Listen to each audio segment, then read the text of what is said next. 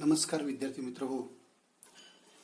आज आपण रोधांची समांतर जोडणी आणि समांतर जोडणीमध्ये जोडलेल्या रोधांची वैशिष्ट्ये, त्याचप्रमाणे समांतर जोडणीत जोडलेल्या रोधांचा एकूण परिणामी रोध काढण्याचं सूत्र,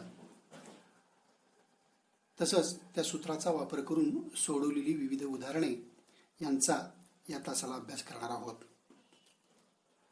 यापूर्वी म्हणजेच पाठीमागील तासाला आपण रोधांची एकसर जोडणी आणि या रोधांच्या एकसर जोडणीवर आधारित उदाहरणं जे आहेत ती उदाहरणं कशा प्रकारे सोडवली जातात याची माहिती आपण अभ्यासली होती. आज आपण रोधांची समांतर जोडणी म्हणजे काय हे प्रथम पाहूया. आकृती 3.9 मध्ये रोधांची समांतर जोडणी कशा प्रकारे केली जाते ते एका विद्युत परिपथाद्वारे दर्शवण्यात आलेलं आहे. ही आकृती जर बारकाईनं पाहिली, तिचं निरीक्षण केलं तर रोधांची समांतर जोडणी कशी करतात हे आपणाला समजून येईल. आता रोधांची समांतर जोडणी म्हणजे काय हे प्रथम मी तुम्हाला सांगतोय. जेव्हा दोन किंवा दोनपेक्षा अधिक रोध एखाद्या परिपथामध्ये एकाखाली एक ठेवून त्या सर्व रोधांची दोन्ही बाजूंची टोके त्या बाजूला एकत्र जोडून जर हे सर्व रोध परिपथामध्ये जोडले असतील तर रोधांच्या या जोडणीला समांतर जोडणी असे म्हणतात. म्हणजे जी समांतर जोडणी जेव्हा आपण करतो तेव्हा ते सर्व रोध आपण एकाखाली एक एकमेकाला समांतरातील अशा पद्धतीनं मांडून घेतो. त्या सर्व रोधांची एका बाजूची सर्व टोके एकत्र केली जातात. त्याचप्रमाणे दुसऱ्या बाजूची सर्व टोके त्या दुसऱ्या बाजूला एकत्र केले जातात आणि अशा प्रकारे हे सर्व रोध परिपथाच्या दोन टोकामध्ये जोडलेले असतात आणि म्हणून रोधांच्या या जोडणीला समांतर जोडणी असं म्हणतात. बाजूच्या आकृतीमध्ये R1, R2 आणि R3 हे तीन रोध समांतर जोडणीने या परिपथामध्ये जोडलेले आहेत की ज्या परिपथाच्या C आणि D या दोन बिंदूमध्ये हे सर्व रोध समांतर जोडणीत जोडल्याचं दिसून येतं. आता यामध्ये R1, R2 आणि R3 या तीनही रोधांच्या डाव्या बाजूची सर्व टोके ही ॲमीटरला जोडलेली आहेत आणि ॲमीटरच्या दुसऱ्या बाजूची सर्व टोके एकत्र करून ती C या बिंदूमध्ये जोडलेली आहेत आणि दुसऱ्या बाजूची म्हणजेच उजव्या बाजूची सर्व टोके एकत्र करून ती D या बिंदूमध्ये जोडलेली आहेत आणि C व D हे दोन बिंदू परिपथामध्ये जोडलेले आहेत आणि ही जी जोडणी आहे याला रोधांची समांतर जोडणी असं म्हणतात. आता या समांतर जोडणीनं जोडलेल्या रोधांची वैशिष्ट्ये काय असतात तर समांतर जोडणीनं जोडलेल्या सर्व रोधांच्या दोन टोकामध्ये किंवा ज्या परिपथाच्या दोन टोकामध्ये हे सर्व रोध जोडलेले असतात त्या दोन टोकामध्ये प्रयुक्त केलेलं विभवांतर हे समान असतं, सारखं असतं. मात्र या प्रत्येक रोधामधून वाहणारी विद्युत धारा ही वेगवेगळी असते, भिन्न असते आणि म्हणून या प्रत्येक रोधामधून वाहणारी विद्युतधारा मोजण्याकरता या प्रत्येक रोधाच्या सुरुवातीला स्वतंत्र ॲमीटर जोडण्यात आलेलं आहे की जे ॲमीटर आपणाला या वेगवेगळ्या रोधामधून वाहणारी विद्युतधारा किती आहे हे दर्शविण्याचं काम करते. तर R1 या रोधातून वाहणारी विद्युतधारा I1, R2 या विद्युत रोधातून वाहणारी विद्युतधारा I2 आणि R3 या विद्युत रोधातून वाहणारी विद्युतधारा I3 असल्यास C आणि D या दोन टोकादरम्यान जोडलेल्या या सर्व रोधामधून वाहणारी म्हणजेच त्या परिपथामधून वाहणारी विद्युतधारा ही किती असेल? ती म्हणजे परिपथातील एकूण विद्युतधारा I बरोबर I1 अधिक I2 अधिक I3 हे समीकरण क्रमांक 1 आपल्याला मिळेल. याचा अर्थ R1, R2 आणि R3 या तीनही रोधामधून वाहणाऱ्या विद्युतधारेच्या किमतींची बेरीज या ठिकाणी करण्यात आलेली आहे. आता या सर्व रोधांच्या परिपथातील जोडणीमध्ये जे विभवांतर प्रयुक्त केलेले आहे ते विभवांतर V इतकं आहे. तर समजा RP हा या सर्व रोधांचा एकूण परिणामी रोध असेल. RP म्हणजेच रेजिस्टन्स इन पॅरलल. समांतर जोडणीला इंग्रजीमध्ये पॅरलल हा शब्द वापरतात आणि म्हणून RP हे या ठिकाणी वापरण्यात आलेलं आहे. RP याचा अर्थ रेजिस्टन्स इन पॅरलल.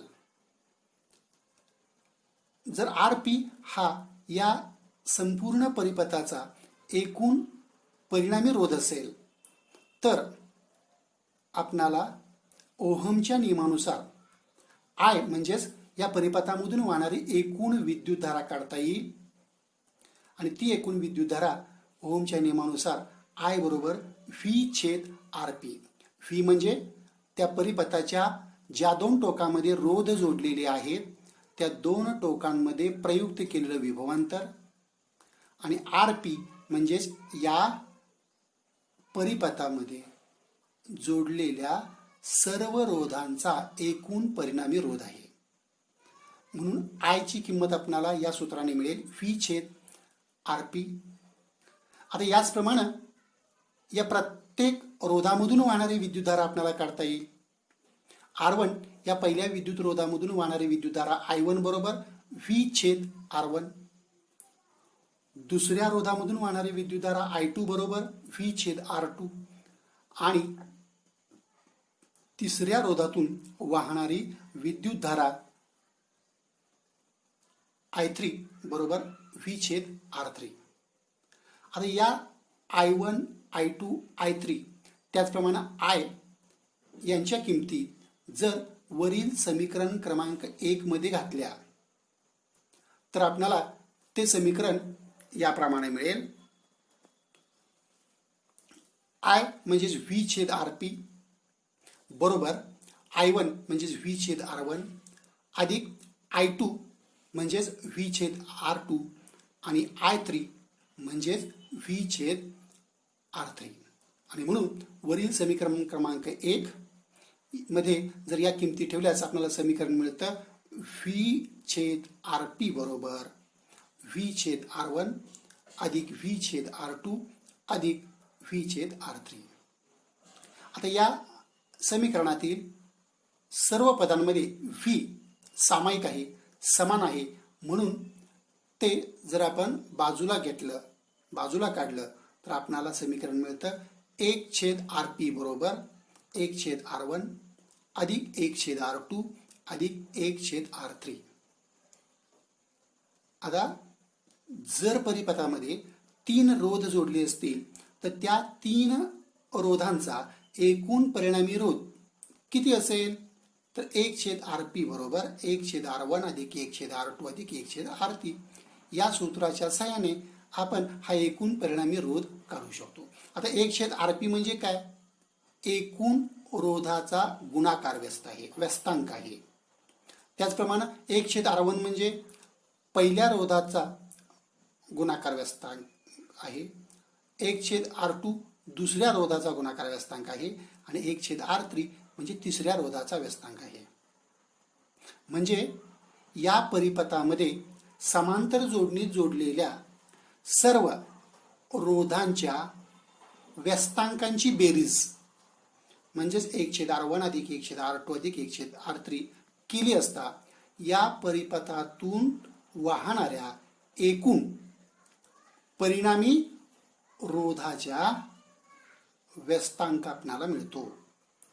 आणि म्हणून हे सूत्र आपण जर समजा एखाद्या परिपथामध्ये n इतके रोध समांतर जोडणीत जोडले असतील तर त्या जोडणीचा एकूण परिणामी रोध काढण्यासाठी आपणास जे सूत्र मिळतं ते सूत्र काय पहा, 1/rp बरोबर 1/r1 अधिक 1/r2 अधिक 1/r3 अधिक डॅश डॅश डॅश 1/rn.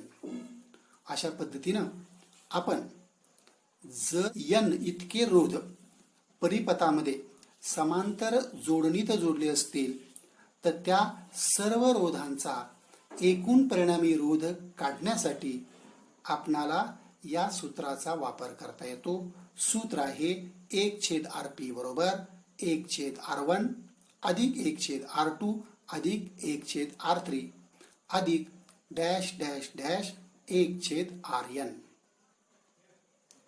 तर या सूत्राचा वापर करून आपण समांतर जोडणीमध्ये जोडलेल्या सर्व रोधांचा एकूण परिणामी रोध काढू शकतो.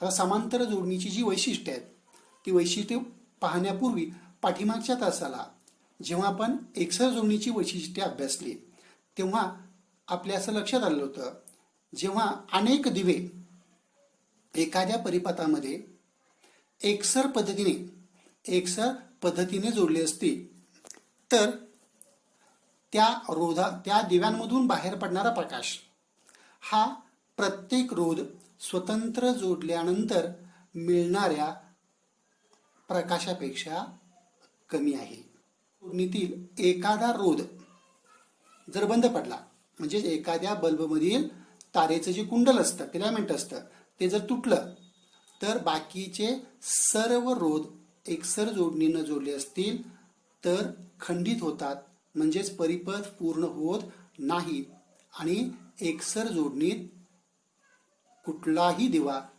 लागत नाही. पण इथं मात्र जेव्हा आपण अनेक रोध समांतर पद्धतीनं जोडतो परिपथामध्ये तेव्हा जरी त्या परिपथातील एखादा दिवा किंवा एखादा रोध खंडित झाला म्हणजे एखाद्या दिव्यामधील फिलामेंट तुटलं तर बाकीच्या दिव्यांमधून विद्युतधारा वाहत राहते आणि बाकीचे दिवे आपणाला पेटलेले दिसतात.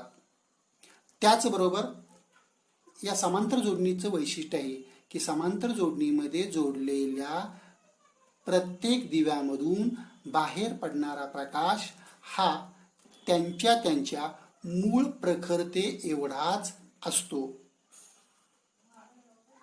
हे समांतर जोडणीचं खास वैशिष्ट्य आहे. म्हणजे समांतर जोडणीची दोन वैशिष्ट्ये आपल्याला या ठिकाणी दिसून येतात. समांतर जोडणीने जोडलेल्या रोधांपैकी एखादा रोध खंडित झाला म्हणजे एखादा बल्ब की ज्यामधले फिलामेंट तुटलेलं असेल तर बाकीचे दिवे बाकीचे रोध चालूच राहतात. हे पहिलं वैशिष्ट्य. आणि दुसरं वैशिष्ट्य म्हणजे समांतर जोडणीमध्ये जोडलेले प्रत्येक दिवे त्यांच्या मूळ प्रखरतेने प्रकाशत असतात, म्हणजेच प्रकाश देत असतात. ही आहेत समांतर जोडणीची दोन वैशिष्ट्ये. आता याशिवाय समांतर जोडणीची इतर वैशिष्ट्ये जी आहेत ती आपण पुढच्या स्लाइडमध्ये पाहूया. जर दिलेले रोध समांतर जोडणीत जोडले असतील तर त्या रोधांची काय काय वैशिष्ट्ये असतात. पहिलं वैशिष्ट्य काय दिलं बघा, जोडलेल्या सर्व रोधांच्या व्यस्तांकांची बेरीज ही त्या परिपथातील एकूण परिणामी रोधांच्या व्यस्तांका इतकी असते. हे आपण पाठीमागे जे सूत्र मिळवले आहे त्या सूत्रावरून पाहिलेलं आहे. म्हणजे जेव्हा अनेक रोध समांतर जोडणीत जोडलेले असतात तेव्हा त्या सर्व रोधांच्या व्यस्तांकांची बेरीज म्हणजेच त्या परिपथातील एकूण परिणामी रोधांचा व्यस्तांक असतो. हे पहिलं वैशिष्ट्य. दुसरं वैशिष्ट्य, या प्रत्येक रोधातून वाहणारी विद्युतधारा ही त्या रोधांच्या व्यस्त प्रमाणात असते. आता म्हणजे काय? प्रत्येक रोधातून वाहणारी एकूण विद्युतधारा ही रोधांच्या व्यस्त प्रमाणात असते. म्हणजे काय? रोध जर जास्त असेल तर विद्युतधारा कमी, रोध जर कमी असेल तर विद्युतधारा जास्त असते. की ज्यामुळं परिपथातून वाहणारी एकूण विद्युतधारा ही सर्व रोधातून वाहणाऱ्या स्वतंत्रपणे वाहणाऱ्या विद्युतधारेच्या बेरजे इतकी असते. आणि म्हणून आपण परिपथातून वाहणारी एकूण विद्युतधारा काढण्यासाठी I बरोबर I1 अधिक I2 अधिक I3 हे सूत्र पाठीमागं वापरलेलं आहे किंवा अभ्यासलेलं आहे. जी प्रत्येक रोधातून वाहणारी एकूण विद्युतधारा ही रोधांच्या व्यस्त प्रमाणात असते, म्हणजेच ती कमी अधिक प्रमाणामध्ये विभागलेली असते. आणि त्यामुळं जर परिपथातून वाहणारी एकूण विद्युतधारा आपल्याला काढायची असेल तर या प्रत्येक रोधामधून वाहणाऱ्या विद्युतधारेची बेरीज करावी लागेल. हे दुसरं वैशिष्ट्य आहे. आणि तिसरं वैशिष्ट्य पहा, प्रत्येक रोध किंवा प्रत्येक रोधादरम्यानचं विभवांतर समान असते. मी मगाशी सांगितलं तुम्हाला की R1, R2 आणि R3 हे तीनही रोध जे आहेत, या तीनही रोधामधून वाहणारी विद्युतधारा मोजण्याकरता आपण 3 स्वतंत्र ॲमीटर जे ते ॲमीटर प्रत्येक रोधाच्या डाव्या बाजूला एकसर पतीने जोडलेले आहे. मात्र या सर्व रोधांमधून वाहणार जी विद्युतधारा आहे त्या विद्युतधारेचं विभवांतर मोजण्यासाठी मात्र एकच व्होल्टमीटर परिपथाच्या आकृतीत जोडलेलं दिसतं. त्याचं कारण असं आहे, कारण प्रत्येक रोधादरम्यानचं विभवांतर समान असतं.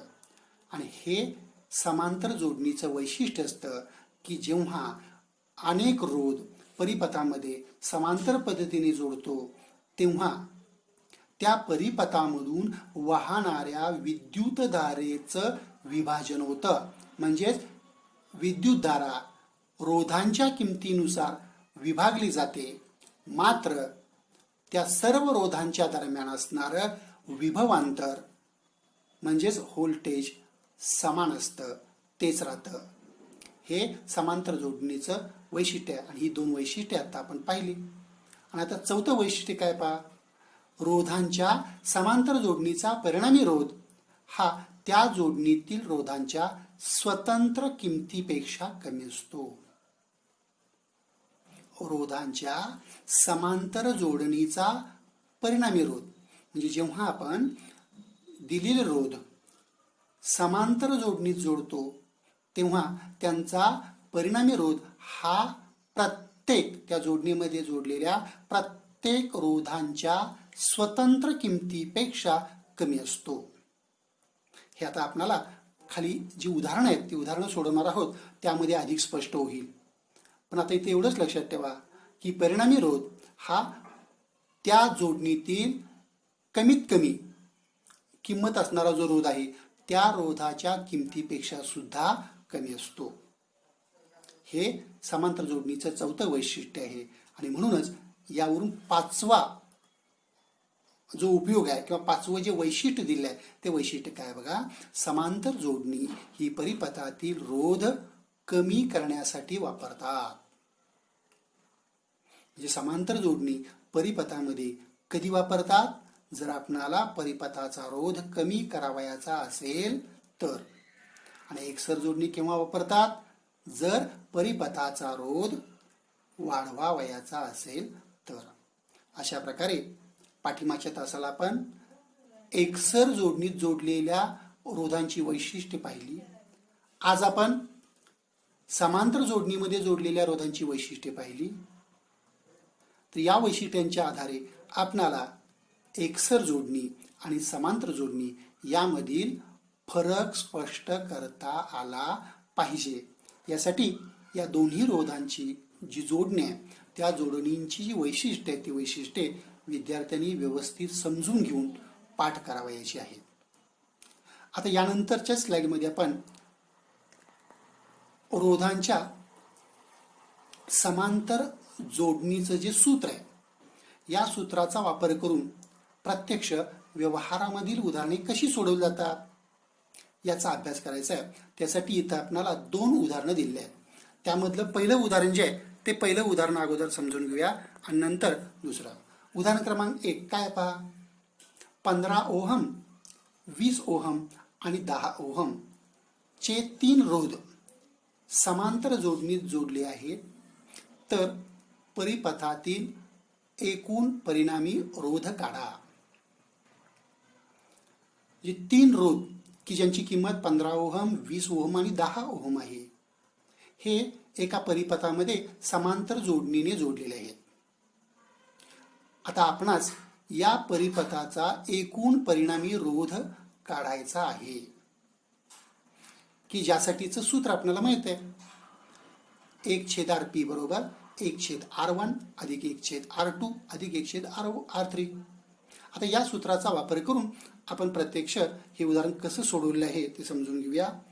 उदाहरणामध्ये 3 रोधांच्या ज्या किमती दिल्या आहेत त्या 3ही किमतींना सलग ज्या क्रमाने दिल्या त्या क्रमानंच क्रमांक द्या. पहिला रोध दिलाय 15 ओहम म्हणून R1 15 ओहम, दुसरा रोध आहे R2 की ज्याची किंमत 20 ओहम दिली आहे आणि तिसरा रोध आहे R3 की ज्याची किंमत 10 ओहम इतकी दिलेली आहे. आता या 3ही रोधांच्या किमतीवरून परिपथाचा एकूण परिणामी रोध काढायचा आहे.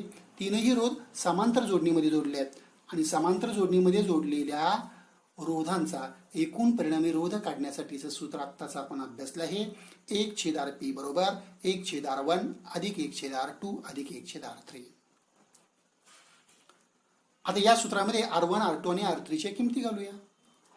1/Rp बरोबर 1/15 अधिक 1/20 अधिक 1/10. आता आपल्याला या 3 अपूर्णांकांची बेरीज करायची आहे. 1/15 1/20 आणि 1/10. आणि अपूर्णांकांची बेरीज कशी करतात हे आपणास माहित आहे. अपूर्णांकांची बेरीज जर त्या अपूर्णांकांचे छेद समान असतील तर करता येते, आणि जर मग छेद समान नसतील तर आपणास छेद समान करावा लागेल. आता 15, 20 आणि 10 या 3 संख्येनं भाग जाणारी लहानात लहान संख्या म्हणजेच 15, 20 आणि 10 यांचा लसावी आपणास काढावा लागेल. आता 15नं 20नं आणि 10नं भाग जाईल अशी लहानात लहान लसावी म्हणजे लहानात लहान विभाज्य म्हणजेच भाग जाणारी संख्या.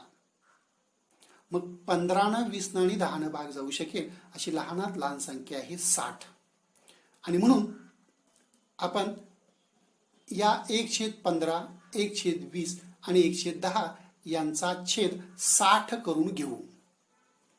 आता 1/15चा छेद 60 करण्यासाठी छेदाला 4ने गुणावं लागेल आणि म्हणून 4/60 असा तो अपूर्णांक होईल. 1/20चा छेद 60 करण्यासाठी छेदाला 3ने गुणावं लागेल म्हणून अंशालाही 3ने गुणून आपल्याला 3/60 असा अपूर्णांक मिळवता येईल.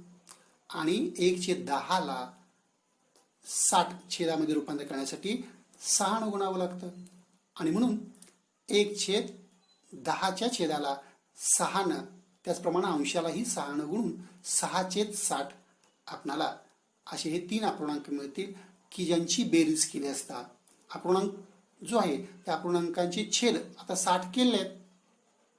3 अपूर्णांक मिळाले आपल्याला.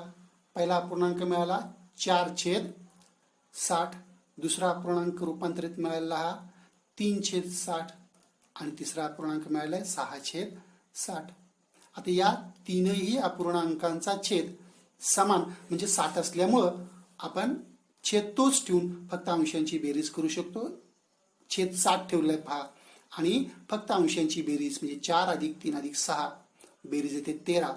13/60 ही आली 1/15 अधिक 1/20 अधिक 1/10ची बेरीज. आता 1/RP ची किंमत 13/60 आहे.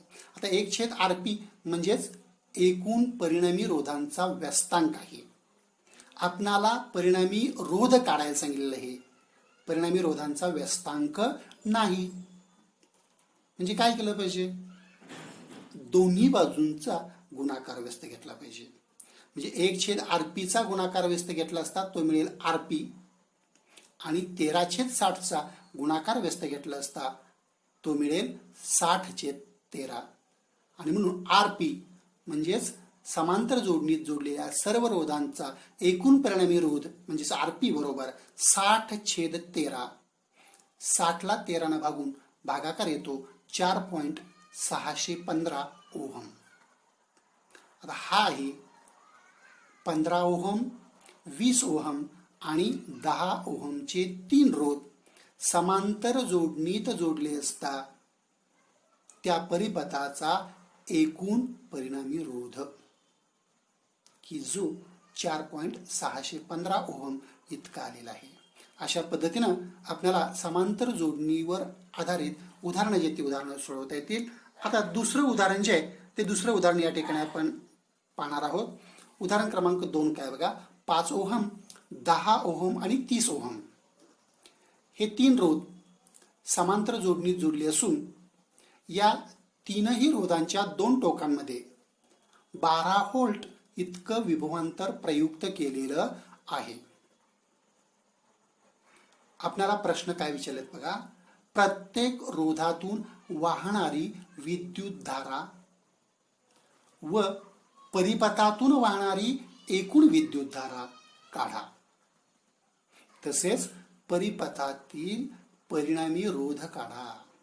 इथं आपल्याला सर्वप्रथम या प्रत्येक रोधामधून वाहणारी विद्युतधारा काढावी लागेल, की ज्यासाठी ओहमचा नियम वापरता येईल. त्यानंतर परिपथातून वाहणारी एकूण विद्युतधारा काढावी लागेल. आता जर परिपथामध्ये जोडलेल्या प्रत्येक रोधामधून वाहणारी विद्युतधारा आपण काढू शकलो तर या सर्व रोधामधून वाहणाऱ्या विद्युतधारेची बेरीज केली की आपल्याला एकूण विद्युतधारा मिळेल. आणि नंतर मग विद्युतधारा मिळाल्यानंतर त्या परिपथाचा रोध काढता येईल.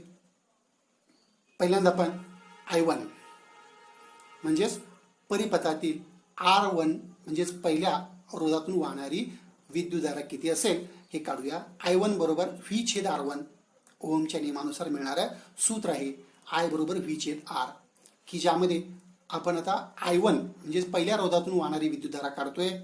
I1 बरोबर V/R1, R1 आहे 5 म्हणून 12/5 उत्तर येते 2.4 एम्पियर. त्यानंतर I2 V/R2, V आहे 12, R2 म्हणजे दुसऱ्या रोधाची किंमत आहे 10 ओहम, 12/10 म्हणजेच 1.2 एम्पियर. आणि I3 म्हणजेच V/R3 बरोबर 12/30 उत्तर येते 0.4 एम्पियर. अशा पद्धतीनं I1, I2 आणि I3 म्हणजेच R1, R2 आणि R3 या 3 रोधामधून वाहणारी विद्युतधारा आपल्याला या ठिकाणी मिळालेली आहे. I1 आहे 2.4 एम्पियर, I2 1.2 एम्पियर आणि I3 0.4 एम्पियर. आता या प्रत्येक रोधामधून वाहणाऱ्या विद्युतधारेची बेरीज केली की आपल्याला त्या परिपथातून वाहणारी एकूण विद्युतधारा काढता येईल.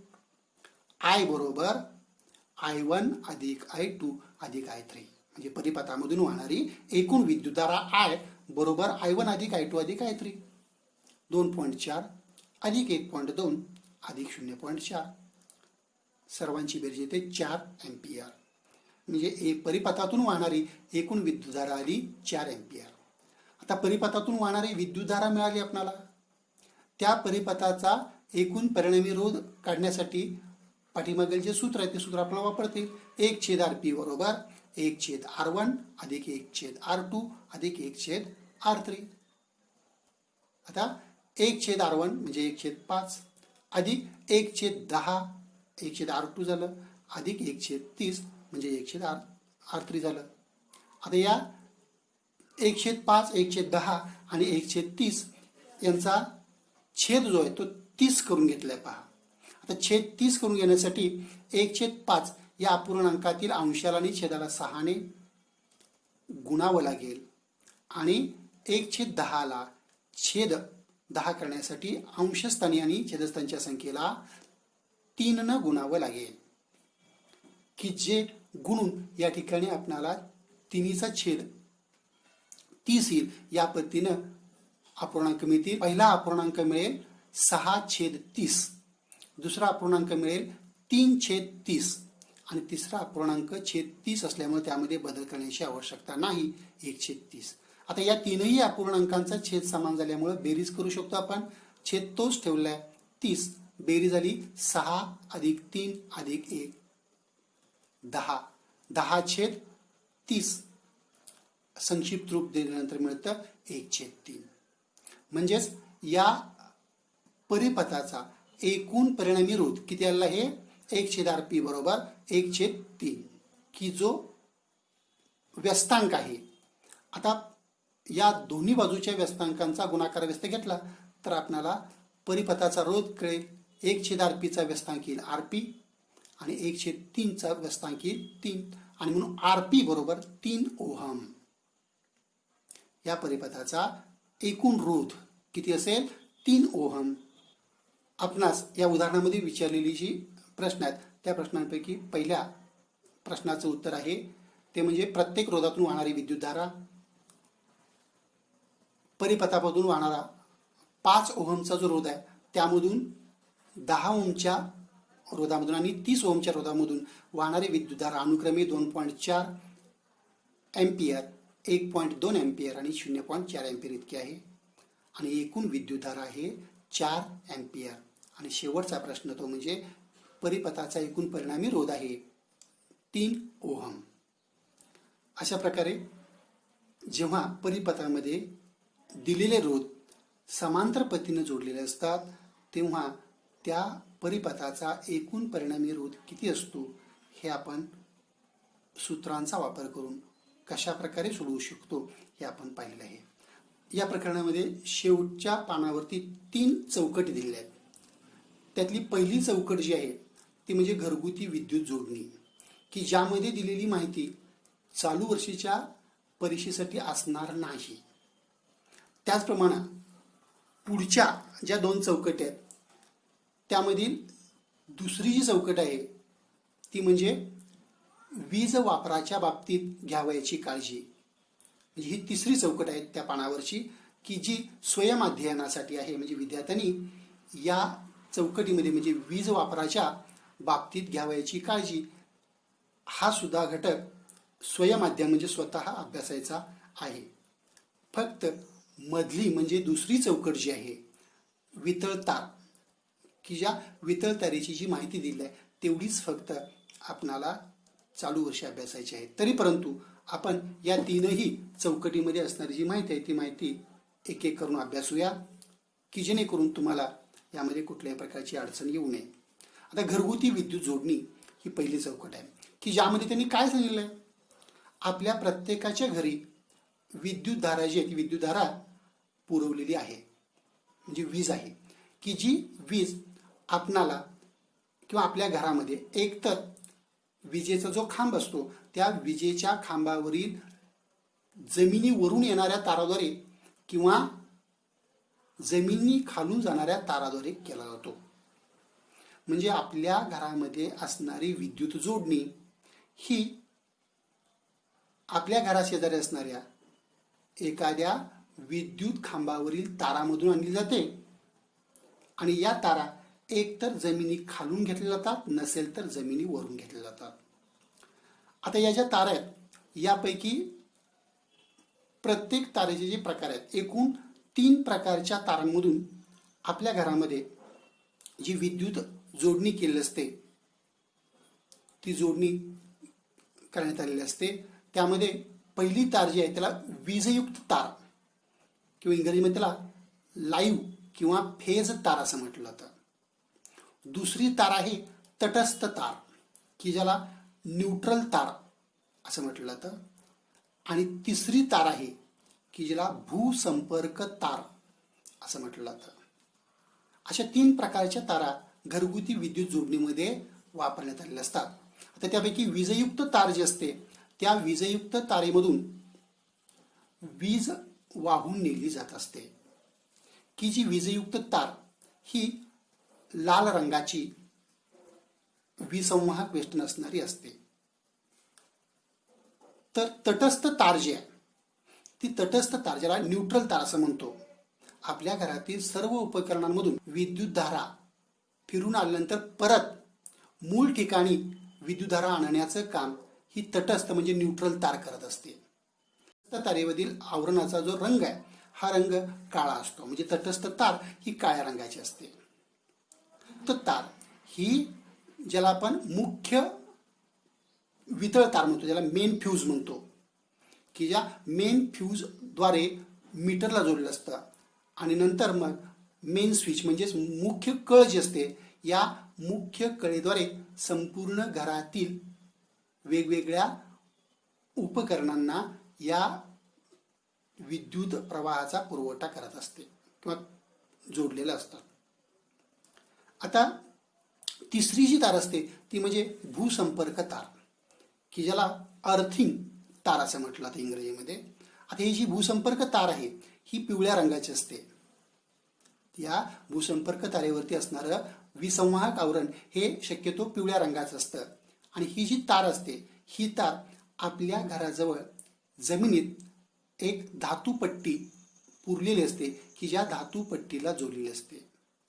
आता या भूसंपर्क तारेचा जो उद्देश आहे हा उद्देश काय आहे, म्हणजे लिकेज विद्युत प्रवाह म्हणजे गळती होऊन बाहेर पडणारा जो विद्युत प्रवाह आहे हा जमिनीत वाहून नेण्यासाठी या भूसंपर्क तारेचा उपयोग होतो. म्हणजे जेव्हा आपल्या घरगुती विद्युत जोडणीमध्ये निर्माण झालेले काही दोष असतात की ज्या दोषामुळं त्या आपल्या घरामध्ये असणाऱ्या या विद्युत जोडणीशी संबंधित उपकरणांमध्ये विद्युत प्रवाह आलेला असतो, की ज्याला लिकेज किंवा गळतीचा विद्युत प्रवाह असं म्हटलं जातं.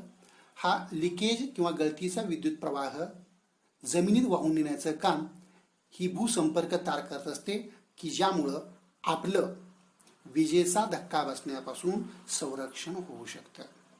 ही आहे तिसरी तार. म्हणजे घरगुती विद्युत जोडणीमध्ये असणाऱ्या विविध प्रकारच्या तारा आणि त्यांची वैशिष्ट्ये याचा अभ्यास आपल्याला पहिल्या या स्लाइडमध्ये करायचा आहे. आता दुसरी जी चौकट आहे त्याच्यामध्ये वितळ तार, की ज्याला फ्यूज वायर असं इंग्रजीमध्ये म्हटलं जातं. आता याचा उपयोग आपल्या या घरगुती विद्युत जोडणीमध्ये कशासाठी केलेला असतो त्याची जी माहिती आहे ती माहिती आपण अभ्यासूया. आता विद्युत उपकरणं जी आपल्या घरामध्ये वेगवेगळ्या प्रकारची आपण वापरत असतो त्यांचं नुकसान होऊ न देण्याकरता वितळ तार ही वापरली असते, ज्याला फ्यूज तार असं म्हटलं जातं.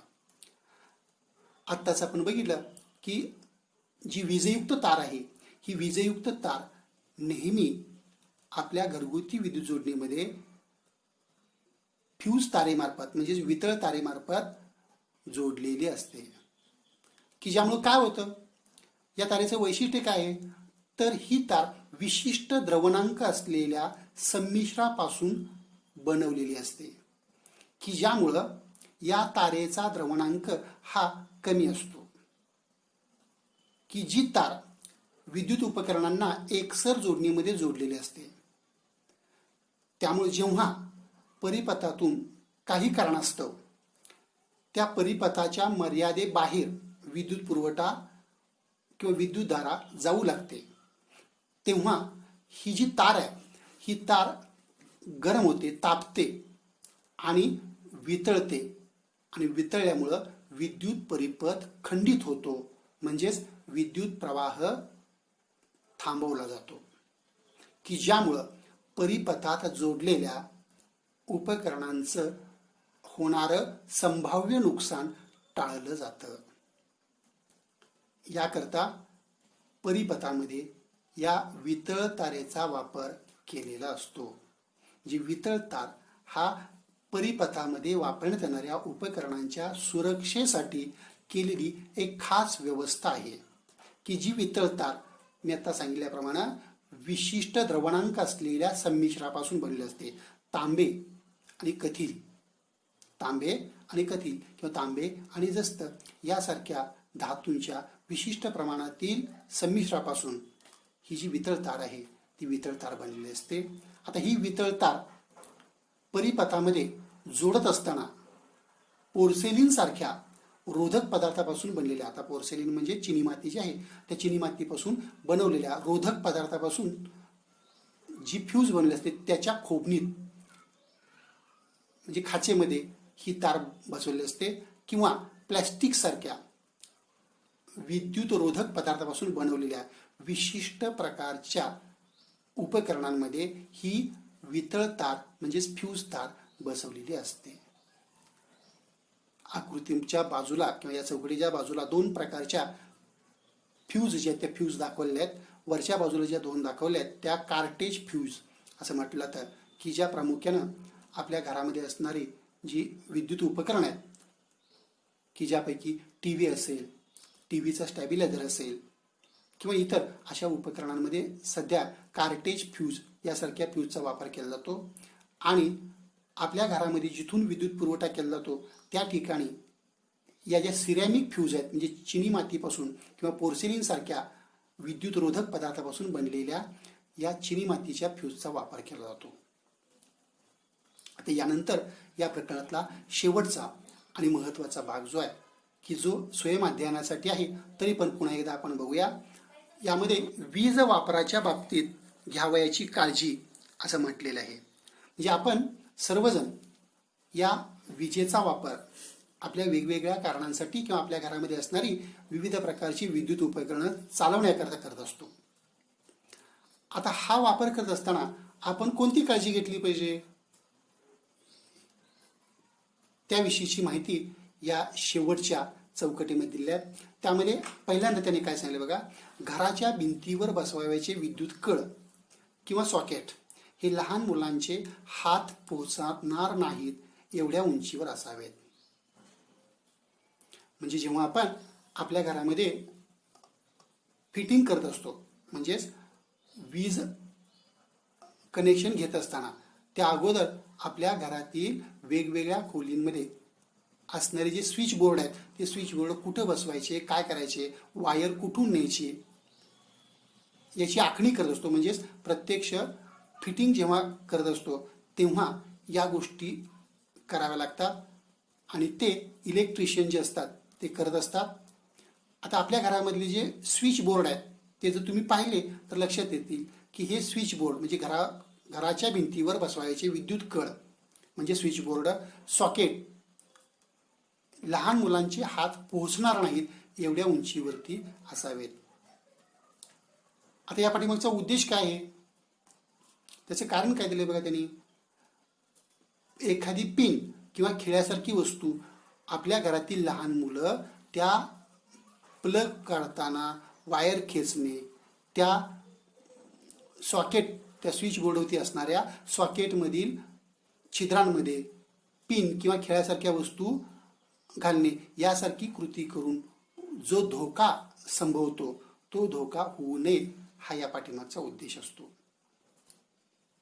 म्हणून पहिली काळजी जी घेतलेली आहे किंवा घ्यावयाची आहे ती म्हणजे घराच्या भिंतीवरती बसवायचे विद्युत कळ आणि सॉकेट लहान मुलांचे हात पोहोचणार नाहीत एवढ्या उंचीवरती असावेत, ही पहिली काळजी आहे. दुसरी, जेव्हा आपण विद्युत उपकरणांची सफाई करत असतो तेव्हा विद्युत उपकरणांची सफाई करण्यापूर्वी म्हणजे फॅन पुसणे असू दे किंवा मिक्सर पुसणे असू दे किंवा आणखी कुठली असू दे, जेव्हा आपण विद्युत उपकरणांची सफाई करत असतो सफाई करण्यापूर्वी त्याचे बटन बंद करून विद्युतधारा खंडित करावी आणि त्याचा प्लग सॉकेटमधून बाहेर ठेवावा. म्हणजे फक्त स्विच बंद करू नये, तर ती जी प्लग पिन असते ती प्लग पिन सॉकेटमधून बाहेर काढावी. कारण कदाचित चुकून हे चालू होण्याची किंवा चालू करण्याची कोणती शक्यता असू शकते की ज्यामुळं आपणाला ते विद्युत उपकरणांची सफाई करत असताना विजेचा धक्का बसण्याची शक्यता असते. आता तिसरा उपाय काय सांगितला आहे बघा, विद्युत उपकरण हाताळताना तुमचे हात कोरडे असले पाहिजेत. तसेच विद्युत उपकरणांची हाताळणी करत असताना पायात रबरी तळ असलेली पादत्राणे वापरूनच विद्युत उपकरणे हाताळावीत. आता हात ओलसर असले, ओलसर हातामध्ये असणारे जे पाणी असतं त्या पाण्यामधून विद्युतधारा जलद जमिनीमध्ये वाहते आणि आपणाला विजेचा धक्का जोराने बसू शकतो. आता हे होऊ नये म्हणून पायात जर रबरी तळ असलेली पादत्राणे वापरली तर काय होतं, ही विद्युतधारा, ही रबरी पादत्राणे जमिनीत पोचू देत नाहीत. म्हणजेच आपल्या शरीरातून जाणारी विद्युतधारा जमिनीत न गेल्यामुळे आपणाला विजेचा धक्का बसणार नाही. आणि म्हणून ही एक उपाययोजना किंवा काळजी सांगितलेली आहे. विद्युत उपकरण हाताळताना तुमचे हात कोरडे असावेत किंवा तुमच्या पायामध्ये रबरी तळ असलेली पादत्राणे असावीत की ज्यामुळं पुढचा जो संभाव्य धोका आहे तो होणार नाही. त्यानंतर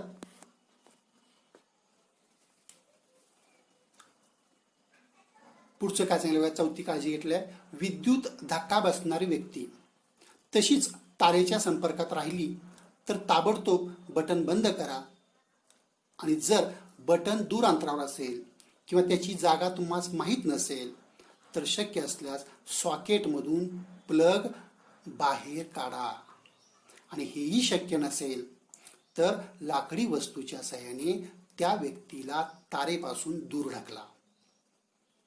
तर म्हणजे काय, जर तुमच्या घरातील एखाद्या व्यक्तीला विजेचा शॉक म्हणजे धक्का बसत आहे आणि ती धक्का बसणारी व्यक्ती त्या विजेच्या तारेच्या संपर्कात असेल, म्हणजेच त्या विजेच्या तारेला चिकटून राहिली असेल, तर आपण काय करायला पाहिजे, एक तर आपण ती व्यक्ती ज्या तारेला चिकटून बसलेली आहे, ज्या तारेच्या संपर्कात आहे, त्या तारेला होणारा विद्युत पुरवठा जिथून होते ते बटन बंद करता येतं का हे पाहिलं पाहिजे. प्रथम बटन बंद करावं. समजा तुम्ही एखाद्या अनोख्या ठिकाणी आहात की जे ठिकाण तुमच्या ओळखीचं नाही, अशा ठिकाणी असा प्रसंग घडला असेल आणि त्यामुळं तुम्हाला ते जे मुख्य बटन आहे ते मुख्य बटन नेमकं कुठं आहे त्याची जागा निश्चित माहीत नसेल तर तुम्ही या गोष्टी करू शकत नाही. मग अशा वेळी त्या व्यक्तीला लाकडी वस्तूच्या साह्याने, लाकडी काठीच्या साह्याने तारेपासून दूर ढकलण्याचा प्रयत्न करा. जर तुम्हाला मुख्य बटनाची जागा माहीत असेल तर मुख्य बटन बंद करा.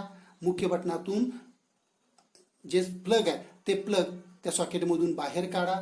नसेल तर लाकडी वस्तूचा वापर करून त्या व्यक्तीला त्या वीजवाहक तारेपासून, ज्या तारेच्या संपर्कात ती व्यक्ती आलेली असते त्या वीजवाहक तारेपासून वेगळं करा. अशा पद्धतीनं वीज वापराच्या बाबतीत जर आपण योग्य ती काळजी घेतली तर होणारे जे संभाव्य धोके आहेत हे संभाव्य धोके टळू शकतात. या पद्धतीनं आज आपण हे जे प्रकरण क्रमांक 3 आहे, धारा विद्युत किंवा विद्युत धारा, हे पूर्ण केलेलं आहे. आता या प्रकरणावरचा जो स्वाध्याय आहे हा स्वाध्याय तुम्ही सर्व विद्यार्थ्यांनी आपापल्या वहीमध्ये सोडवून ठेवावयाचा आहे. स्वाध्याय सोडवताना कोणत्याही प्रकारची अडचण आली, जर एखाद्या प्रश्नाचं उत्तर सापडत नसेल तर तुम्ही सर्व विद्यार्थ्यांनी आपापल्या विषय शिक्षकांशी फोनवरून संपर्क साधावा. ते तुमची शंका दूर करतील. अशा पद्धतीनं तुम्ही हा जो अभ्यास आहे तो अभ्यास चालू ठेवायचा आहे. तुम्हा विद्यार्थ्यांसाठी एक महत्त्वाची सूचना आहे. रविवार दिनांक 4 ऑक्टोबर 2020 पासून आपण विज्ञान आणि गणित या 2 विषयांच्या बाबतीत रविवारी या दोन्ही विषयांचे काही प्रकरणावरील तयार व्हिडिओ अभ्यासाकरता देणार आहोत. प्रथम सत्राच्या शेवटी घेण्यात येणारी जी परीक्षा आहे त्या परीक्षेच्या दृष्टीनं आपण सर्व विद्यार्थ्यांनी अभ्यास करावयाचा आहे. पुढील महिन्यामध्ये प्रथम सत्र परिषदे परीक्षा होईल आणि त्या अगोदर तुम्हा विद्यार्थ्यांच्या सरावासाठी आपण चाचणी परीक्षा सुद्धा घेणार आहोत आणि त्या दृष्टीनं आपण सर्व विद्यार्थ्यांनी या विज्ञान विषयाचा जो अभ्यास आहे तो अभ्यास करावयाचा आहे आणि परीक्षेसाठी आपला अभ्यास तयार ठेवायचा आहे. काही शंका असल्यास आपण आपल्या विषय शिक्षकांशी फोनवरून कुठल्याही प्रकारचा संकोच किंवा भीती न बाळगता संपर्क साधावयाचा आहे आणि आपल्या शंका निरसन करून घ्यायच्या आहे. धन्यवाद.